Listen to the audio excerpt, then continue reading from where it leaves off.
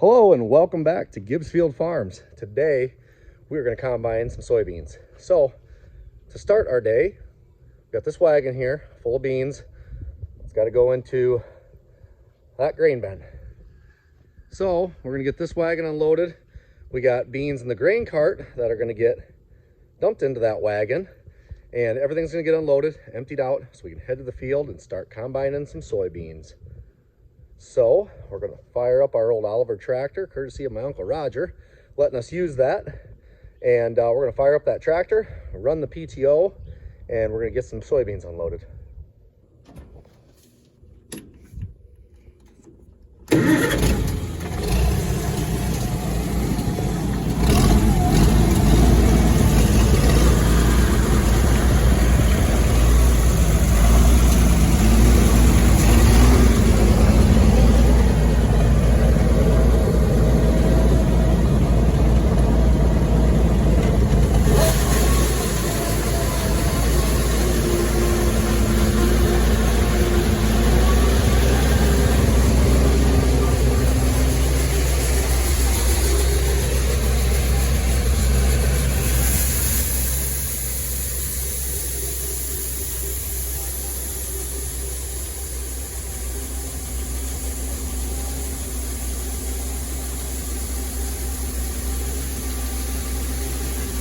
Inside that grain bin, way up on top there's a spreader that spins.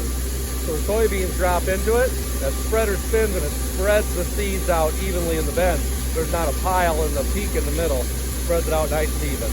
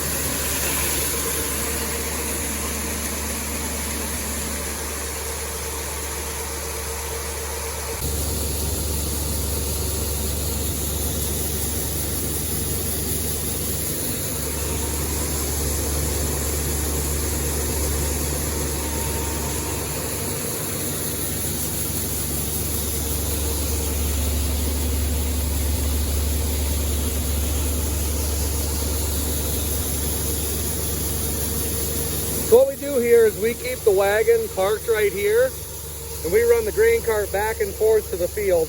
That way we don't have to move the wagon. We just come and dump. Usually one guy's in the yard here, and he usually stays right around here and watches it, and when it runs empty, he can shut that tractor off. That way we don't have to haul wagons around, and we can keep the grain cart moving, unload on the go with the combine.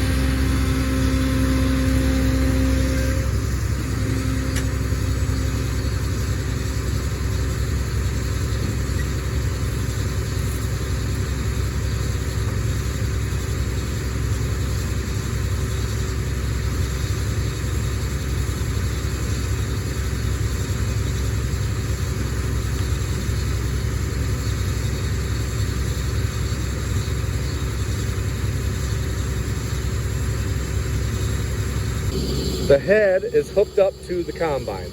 So once we hook it up, we got to come down here. We got a big single point hookup. So this is one big block right here that all slides in, and then you pull that lever down and that locks it into place. When that happens, it drops a pin in here on both sides, this side and the other side. That holds the head on, and the top just sits right in there. So we come in there and we just grab the head, and then we pick it up. And then when we pull this down, it locks the pins in so the head cannot come off. Next thing we do is we hook up our PTO shafts. There's one on this side, there's also one on the other side. And what that does is when we engage it in the cab, we'll flip the lever ahead and it engages the head. That's what makes the reel spin. That's what makes the sickle go back and forth and the head operate. These hydraulic cylinders here on this block control my auger so I can bring it up, down, tip it back, forward, and then also adjust the speed of the reel. If I want it spinning faster or slower, I can do all that within the cab. So yeah, the PTO runs, these sickles move back and forth, and that's what cuts our beans. And the reel spins real slow and it kind of pushes the beans in as we combine, and then the auger carries them to the center and then into the combine they go. Go to start the beans, we push number 3. That lowers the head. These beans have got some weed problems in them. Not too terribly bad, but it's bad enough. Now I just watch my settings, make adjustments accordingly. Up here we've got the yield monitor, which is not reading anything here right now because we just dove into it. Then this is the mapping on my iPad. And so that paints the picture as we do it, so that way we got a map to print off. So we got yield monitor and mapping. Typically beans in our area running around 80 bushel, 70, 80, 90 bushel, depending on soil. We've got this farm here, like I said, it's rocky ground, a lot of sand, 25 CSR. They're running about 35, 40, depending on where you're at. We're hitting upwards to 60 in good spots of the field, 70 in the good spots, but for the most part, they're running around that 30 to 40 average, which we had 8 inches of rainfall this season, so we're very, very dry. Another thing we got in the cab is a camera behind me up in the tank, so that way we can see the beans coming in, so you know how full or empty it is, because when you look behind you, the window is full, so can't see nothing.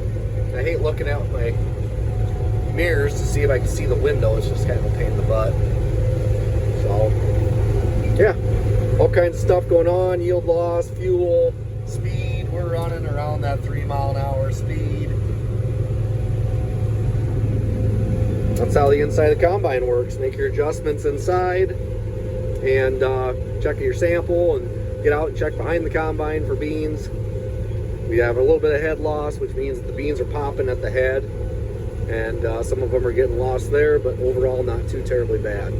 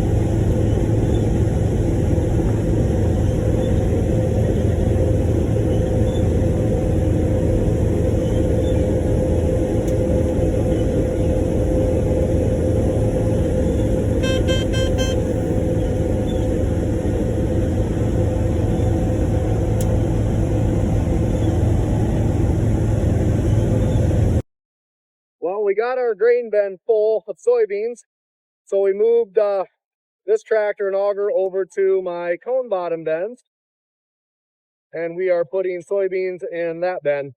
These two bins, one was almost full of rye, the other one is full of rye. Someone else's rye, they're renting that bin from me, so I got my rye in the center bin. Soybeans in the last one. Should be able to get most of our soybeans in there. Might still have a grain cart full when we're done. It's unloading right now, and I got that unloading. I'm going to go over and grab my grain cart and tractor over there because that's full of soybeans from the field we finished last night. So I'm going to dump that onto that wagon and get it into them bins there. So them cone bottom bins kind of nice. Don't have to worry about a sweep. Don't have to clean them out. Just open her up and then it all drains out to that cone. So they work really slick. And we got the conveyor set up there to start loading semis out of there with beans. We've been loading out weigh wagons, such as that one, with cereal rye seed for cover crop here the last week. So that's why we got our conveyor set up there. It works pretty slick. Kind of just pull a slide, whichever you need. Cereal rye, soybeans, you name it. Pull a slide, flip a switch, and you're full. Works great.